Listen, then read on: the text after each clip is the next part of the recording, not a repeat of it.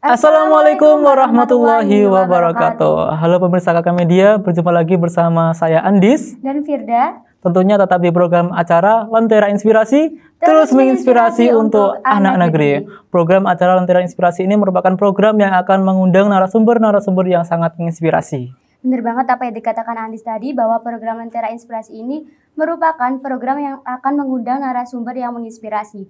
Jadi pemirsa, nanti kita akan mengobrol dengan narasumber, mengulik beberapa pengalaman beliau, baik dalam berbisnis, mengembangkan budayanya, atau dalam kegiatan sehari-harinya seperti menjadi seorang relawan. Iya. Berbicara mengenai relawan, hidup di dunia ini pasti tidak luput dengan yang namanya perjuangan. Pasalnya masih ada beberapa orang yang ingin menggapai sesuatu harus berjuang dengan apa yang mereka inginkan dengan sungguh-sungguh. Seperti tema kita kali ini, yaitu tiada perjuangan yang sia-sia. Benar. Dan setelah ini kita akan berbincang dengan sosok yang sangat menginspirasi. Beliau adalah Bapak Basori. Pak Basori ini adalah seorang relawan dan juga pendiri dari UKM Mahaspala di IAIN Kediri ini. Setelah ini kita akan berkenalan lebih dekat dan akan mengulik hal-hal yang sangat menginspirasi dari beliau. Iya, Firda. Sebelum kita bertemu dengan beliau, yuk saksikan video profil berikut ini.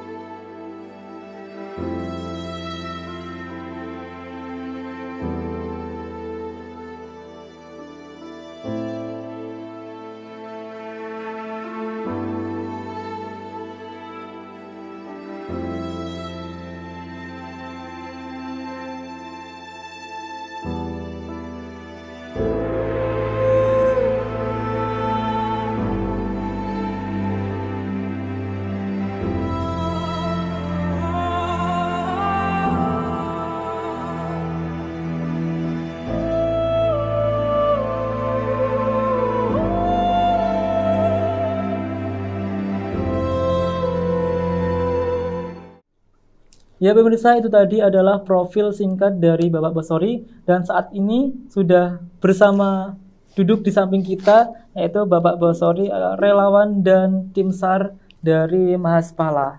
Yeah. Assalamualaikum Pak. Waalaikumsalam. Yeah. Bagaimana ini kabarnya sekarang? Alhamdulillah, kabar baik. Alhamdulillah. Yeah. Gimana apa kesibukannya sekarang ini Kak? Untuk kesibukannya kita tetap standby.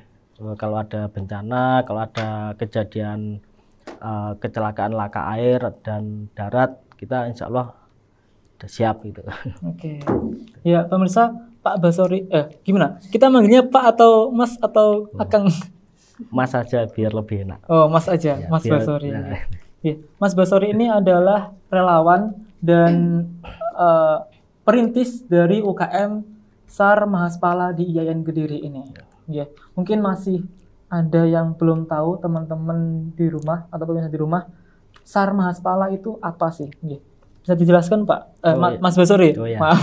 Oke. Mas Basori, tim SAR Mahaspala itu apa? Oh ya, oke. Untuk tim SAR Mahaspala adalah tim pencarian dan pertolongan. Jadi seumpama kalau ada kejadian seumpama contohnya laka air, ada orang tenggelam, terus ada orang hilang di pegunungan, ini namanya tim SAR itu. Ini tim relawan yang menolong setiap ada bencana, kayak orang membutuhkan bencana orang hilang, atau bencana kemarin tuh kalau nggak salah di Blitar ada laka orang hilang, ditemukan mayat atau sama anak sama ayahnya kalau nggak salah itu Pak. Oh iya itu. Seperti itu. Kemarin itu juga ada di Nganjuk, itu kita juga berangkat. Juga berangkat. Laka air itu. Ya, dari penjelasan Pak Basori, Mas Basori tadi sangat menginspirasi buat kita untuk saling tolong menolong ya. Iya. Ngomong-ngomong dari Mas Basori ini, tim SAR Mahaspala ini berdiri sejak kapan? Berdiri sejak 2010. Berdirinya ketika itu ada bencana, teman-teman semacam ada antusias, terus ada rasa kemanusiaan, akhirnya kita buat tim SAR. Tim SAR. Iya. Cukup lama ya. Dari Ya, alhamdulillah. Dari 2010 itu. 2010, alhamdullah. Lumayan. Udah kira-kira udah 12 tahun ini ya. Kurang lebih segitu. Dari 2010 sampai 2022. Iya. 12 tahun. Itu 12 tahun. udah berapa anggota yang terdaftar untuk saat ini? Udah berapa anggota yang terdaftar di tim SAR? Untuk yang terdaftar sekitar 50-an.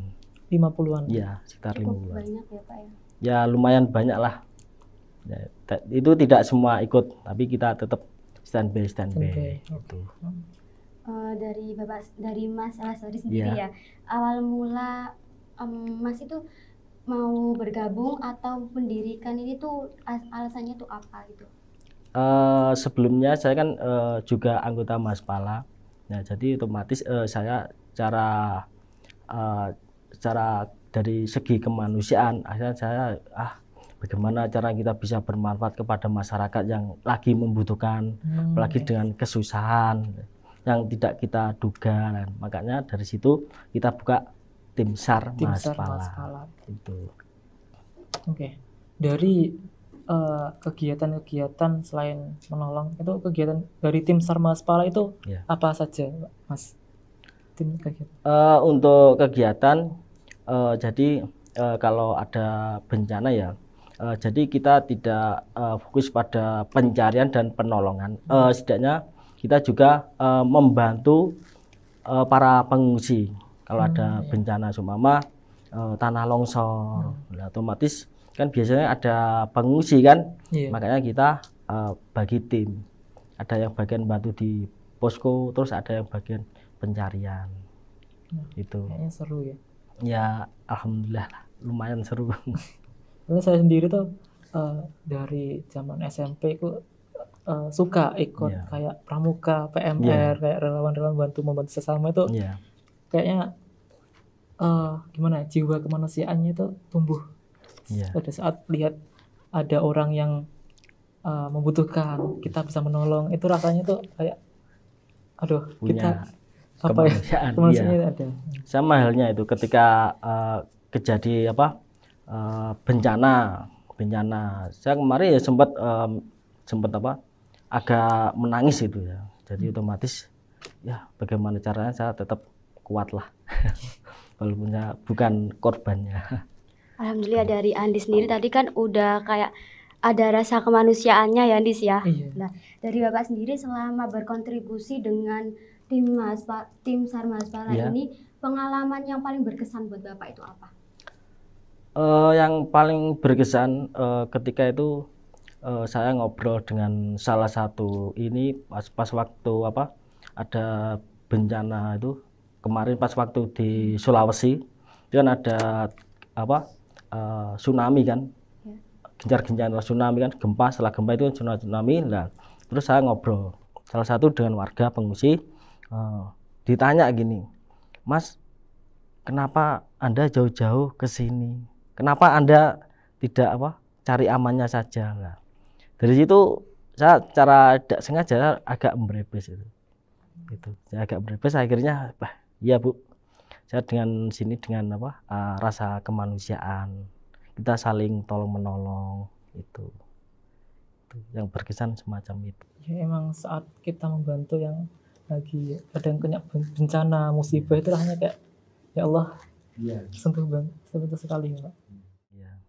Kita juga merasakan Mas ketika kita pas waktu ada kejadian tanah longsor itu, saya juga merasakan bagaimana kalau kita dari keluarganya korban, terus bagaimana kalau saudara kita ada yang meninggal di itu, kita juga jiwa kemanusiaan kita muncul gitu ya. Terharu.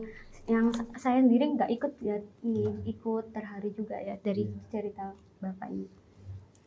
Terus apa sih Pak, selain seumpama tidak ada bencana alam atau tidak ada panggilan tugas, itu teman-teman tim SAR Maspala itu kegiatannya apa saja Pak?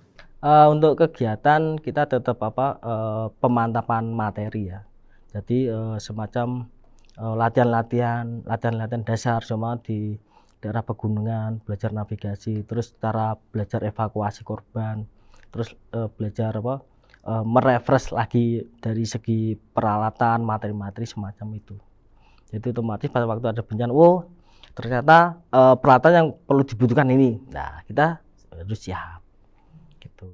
Jadi teman-teman itu berlatih terus gitu Pak, selain menunggu panggilan tugas, biar skill untuk membantu sesama itu tetap terasah terus.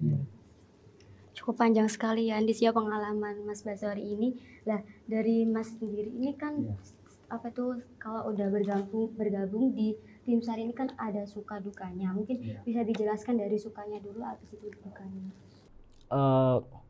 Kalau suka kita saling mengenal keluarga baru itu. Mungkin dari warga sekitar yang terdampak, akhirnya kita bisa menyesuaikan. Terus mungkin dari korban, dia sudah mempercayakan kita bahwa kita siap untuk membantu walaupun tidak seberapa. Itu kemarin saya juga sempat di Nganjuk, di Ngetos kemarin tanah longsor kan, itu kita malam juga standby terus. Karena apa? Nanti kalau ada apa-apa kita harus siap. Gitu. Sukanya itu. Kalau semacam duka saya kira nggak ada sih. Semacam kalau dukanya nggak ada.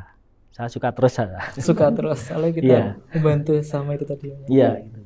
Pastinya kan dari tahun 2010 sampai 2022 ini. Iya. Kendala-kendala, pasti ada kendala-kendala masing ya. Apa sih kendala-kendala yang biasanya dialami oleh teman-teman SAR Maspala untuk selama membantu evakuasi korban atau selama membantu tugas-tugasnya itu apa aja? Ya.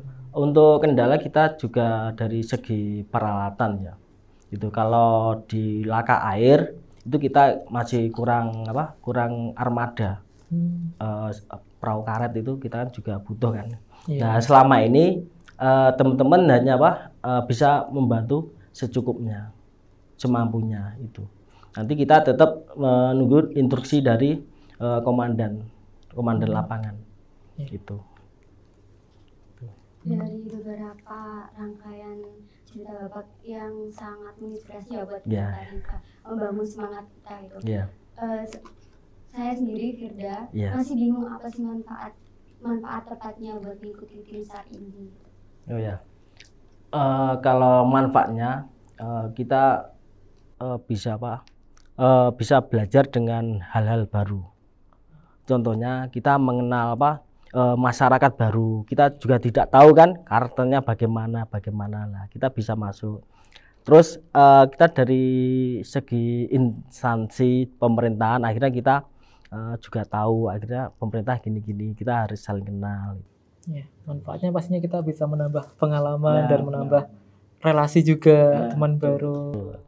Kita kan juga tidak tahu kan, siapa tahu pas waktu di pengungsian kita saling ngobrol, tanya jawab, akhirnya tidak taunya dia masih saudara kita. Nah kan itu akhirnya mungkin dia kan masih nelusur kan, rumahnya mana, sini saya kenal sini. Nah, akhirnya tidak taunya siapa tahu keluarga kita. Gitu. Jadi, sebelumnya apa sih motivasi Pak Mas Bos ini mengikuti atau mendirikan dan sampai sekarang masih aktif juga di struktur organisasi Maspala ini, Mas? Ya, untuk motivasi sendiri kita sebagai manusia ya, kita saling tolong menolong, apalagi dengan kondisi orang yang kesusahan. Mungkin kita bisa nggak bisa, kalau saya sendiri bisa nggak bisa, kita harus bisa istilahnya menenangkan itu. Dia kesusahan, dan saya sebagai orang baru, bagaimana kita bisa menyesuaikan, bisa menenangkan, itu motivasinya semacam itu.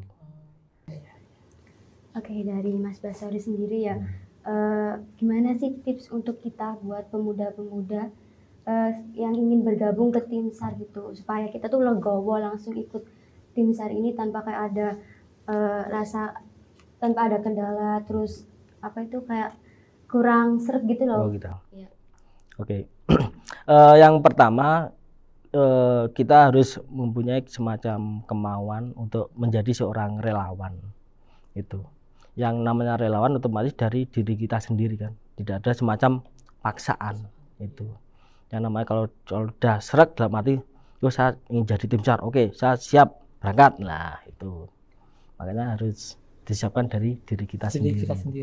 Jangan sampai semacam ikut-ikutan. Itu ikut-ikutan nanti juga pengaruh pada yang dari diri kita sendiri. Aku ingin ke sana gini, hanya foto saja lah. Itu jangan sampai. Gitu. Nah, itu banyak sekali sebenarnya itu. Jadi harus dari diri kita sendiri. Niat itu yang paling penting, Pak, Mas. Ya. Apalagi kalau jadi tim SAR, semacam kita ada etika ya. Etika semacam seumpama korban ditemukan. Nah, kalau ingin foto silakan, tapi otomatis nanti untuk organisasi masing-masing. Jangan dibuat story. Gitu. Ada apa peraturan tersendiri untuk seperti itu? Gini, kita ngomong semacam etika aja. Oh, etika. Jadi seumpama kalau kita sebarkan buat story, otomatis bagaimana perasaan dari keluarga korban. Nah, itu ya, harus menghargai gitu. Ya, menghargai gitu. Terima kasih nggih Mas Basori sudah mau mampir di studio kita ini. Ya, sama-sama. Dan berbincang-bincang yang sangat luar biasa mengenai tim SAR dan relawan itu tadi. Nggih, Firda. Mungkin dari dari Mas Basori ada kayak pesan-pesan buat kita gitu. Oh, gitu. Oke. Untuk pesan-pesan kita sebagai kaum muda, kita setidaknya kita harus mempunyai semangat untuk saling membantu itu toh. Entah itu bagaimana caranya.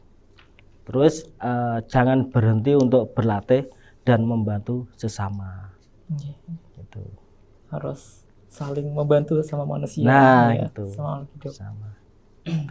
Oke, dari perbincangan kita tadi dapat disimpulkan bahwa tim SAR atau relawan merupakan seseorang yang bekerja atau melakukan sesuatu tanpa mengharapkan imbalan atau upah ya, Andis ya. Iya, benar sekali. Dan baik pemirsa, itu tadi perbincangan kita bersama Bapak Basori dan saya Andis dan Firda. Dan beserta kru yang bertugas pamit undur diri dan tetap saksikan Lentera Inspirasi di KK Media Kampus IAIN Kediri. Wassalamualaikum warahmatullahi wabarakatuh.